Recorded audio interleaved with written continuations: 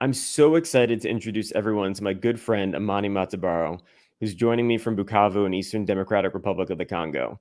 Amani is the founder and executive director of ABFEC, or Actions pour le bien-être de la femme et de l'enfant au Congo.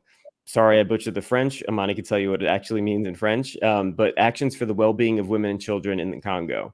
Amani's a peace builder, he's a civil society leader, educator, and has studied Kingian nonviolence extensively. I've worked with Amani for a few years, and I was working with him mostly when I was the director of advocacy and programs at Jewish World Watch. ABFEC was a partner organization we worked closely every time I visited the DRC. Amani helped me with all of our partner visits and oversight of our grantee programs. Amani's organization, ABFEC, supports many programs for women and children in the Congo. I can go on and on talking about all the amazing things that Amani and ABFEC and his team have been doing, but I'll let Amani talk a little bit more about the programs that his team's running.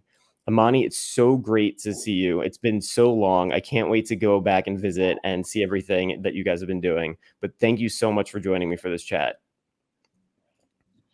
Thank you very much, Mike. It's an honor for me to join you this evening from the Eastern Democratic Republic of the Congo, where I am speaking from. As you mentioned, my name is Amani Matabaro Tom. I am one of the co-founders of Action for the Welfare of Women and Children in the Congo, ABFEC in French acronym. We founded this organization more than 10 years ago after we have been around, traveled across the Democratic Republic of Congo, traveled across the African Great Lakes region, and we have been exposed to the misery, the unparalleled misery that the ongoing conflict, armed conflict, have caused in the region and especially in the Eastern Congo. We decided not to stand idly by, but we decided to do something. We decided to be part of those trying to bring a response in a way or another. We started ABFEC. ABFEC was born as a response to some of the problems that communities in the regions have been subjected to, and especially women and children.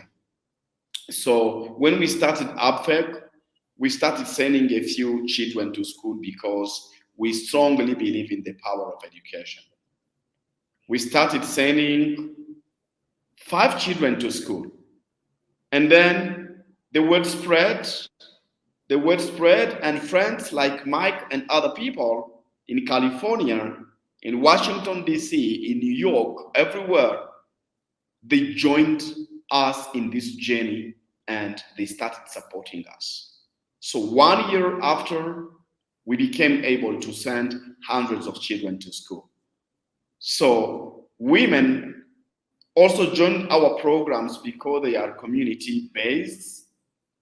Women joined and we started vocational skills training programs based on the choices of the women who joined our programs. Every year, we have been training women in a diversified range of vocational skills training, including sewing and embroidery, soap making, bread making, and so on and so forth. But in addition to this, the key or the entry point of our programs is an adult literacy program. Women and other community members need to learn how to read and write. Mm-hmm. So we do a financial literacy because we do also a microloan program. But at the end of the day, when we did our first evaluation and we find out that it was very, very important, and the women and youth in the community were coming to us and say, hey, we feel the necessity. We feel we strongly need to learn how to read and write, be familiar with numbers, be familiar with numeracy, so as what we are doing can work. Imagine women were joining our program at the beginning, but being unable to use the tape measures because they can't read or write, they are not familiar with figures, numbers, so it was difficult. But when we started using the adult literacy program at the main entry point of the program, we saw success, we saw the impact, we saw how the women were really learning very quickly, very fast, and many of the women many of the women, let's say 95% of training participants in our programs are today successful social entrepreneurs. Women are running their small businesses. Women are running their sewing programs, and they are generating income. And we strongly believe in social economic empowerment of women and the youth at community level. So a few years It's so after important. I just wanted it to is say very important. it's so important because so many people often think of socially economic programs for women as just helping the woman, but it helps the whole family when a mother can then go out and earn an income and can afford to provide more food, more shelter for their family. Many of these women, before they were entering your programs, didn't have income that was coming in at a regular basis, right? And so now They it's didn't. yeah, so now they're able to provide, and many of these women, unfortunately, they're on their own too. And so, they had Yeah. to rely on somebody else to take care of them potentially, but now they have, they're self-sustaining, they can have their own business, they can have their own income, and they can make their own lives. Yeah, imagine in a context, in a very complex context where the entire social fabric, the entire economic fabric of the Congolese society has really been broken. So women have understood the power that is in social economic empowerment of women and youth at community level. We have seen the change that creates. So later on, women in the programs started understanding the importance of education. And this is how they came together. They came to us and said, we needed a school. And after traveling across the region, across the eastern Congo, we realized that the school infrastructures in many places are almost non-existing. So this is where the idea of brainstorming and start thinking about the Congo Peace School. Peace is as needed as food in the Congo. Education is also needed. This is the reason. This is why our school is called Congo Peace School. We start the Congo Peace School, and it is a peace and non-violence oriented program based on the philosophy of Martin Luther King Jr. Because after all we have experienced here, physical violence and emotional violence has shown its limits. It is time through violence a chance, training and raising a new generation of people who understand the importance of investing in peace and non-violence, in dialogue, in coming together as one. So, in enjoying to live together and plant the seeds of peace, as opposed to fighting each other, because violence has shown its limits. AK-47 has shown their limits. They don't bring any solution. So we strongly believe in the power of education and peace and non-violence to make sure we are preventing mass atrocities, we are fighting genocide. Educated people easily understand the notions of equality, peace, and also understand that the other person also needs to be respected.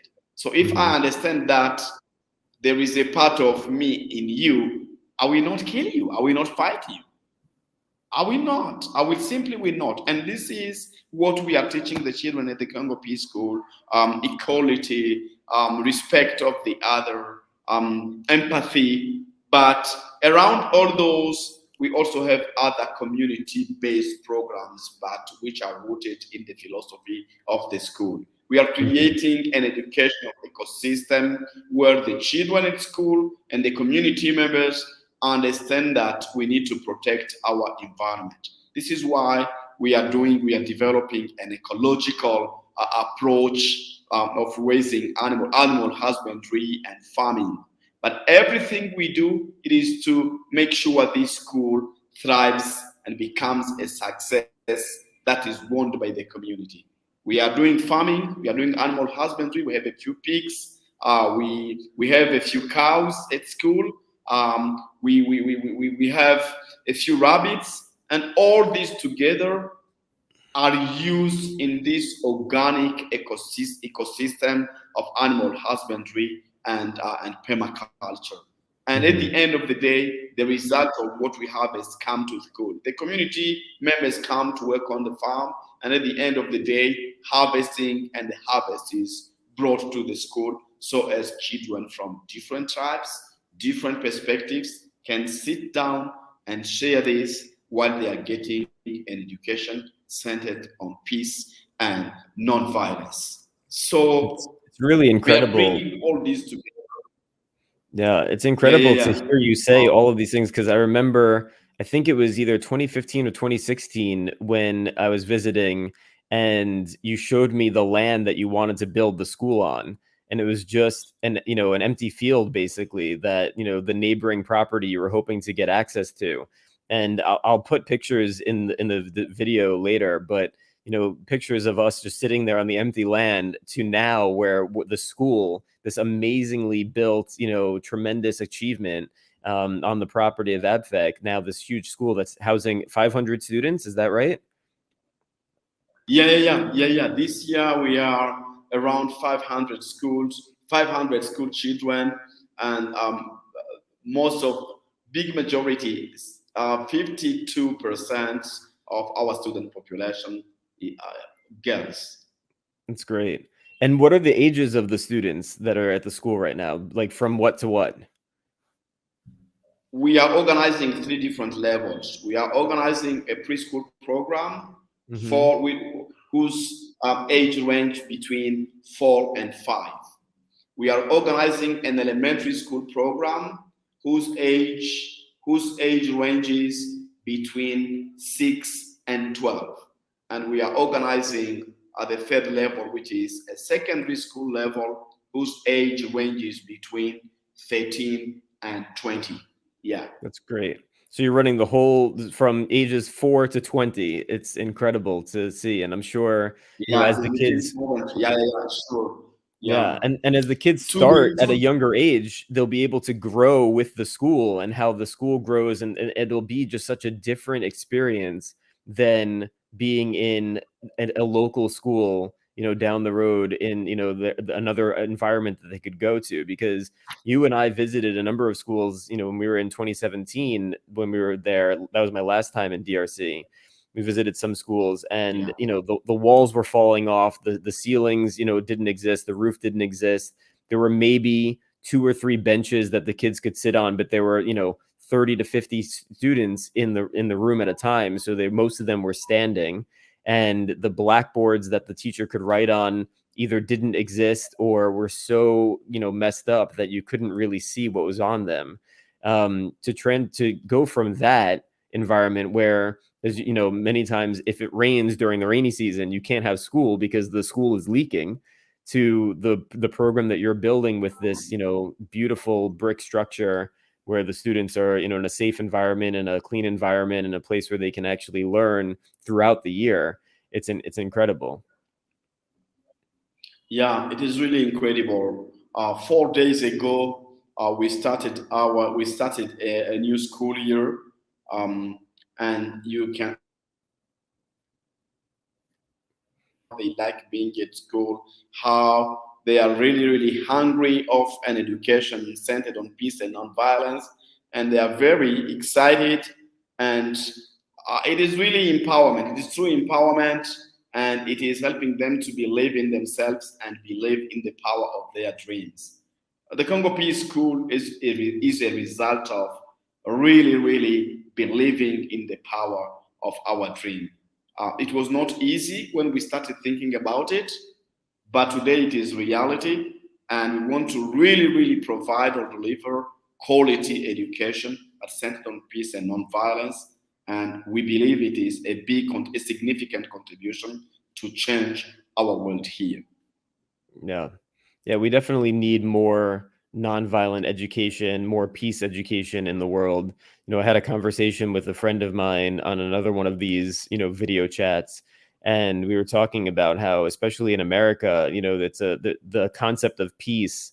It eludes many people. They don't really understand what peace means. They don't really understand why it's important. They don't understand because we're not taught it in schools.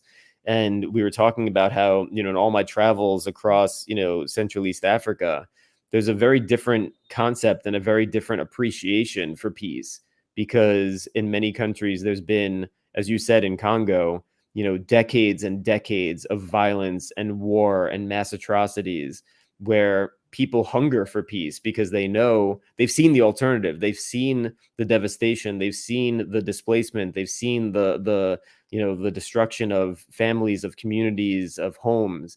And so, moving away from that towards something where, there's good governance, where there's peace, where there's social justice, where there's some level of equity, so that it's not just the government stealing all of the revenue from mineral resources or timber resources or oil resources. And it's so important because I think many of these children will be the future of Congo that you're helping to educate. Absolutely, Mike. And they strongly believe that they are the people to write a new story, a new story, a new history for Congo. Because when you look at the children or when you hear them discussing, I'm very happy younger children, younger boys and girls today understand that peace is not just the mere absence of tensions or whatever, but it is the presence of justice. It is the presence of social justice. It is the presence of being attached to the country and respecting the rights of the other. It is it is a context where there is no corruption. So they understand that peace is really complex and means a lot, means respect of human rights, full stop. And when you hear them discussing among themselves, you feel that this project is worth of it and we need to move on.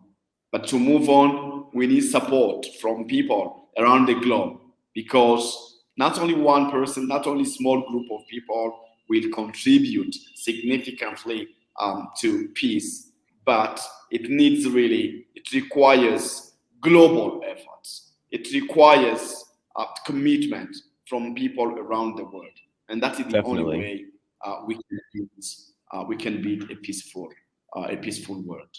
Definitely. Yeah. And as far as the contributions go and support goes, I think for so many people, they often want to say, how can I help? And so definitely in the description for the video, I'll include a link to Action Kivu, so that people can, donate if they feel so moved.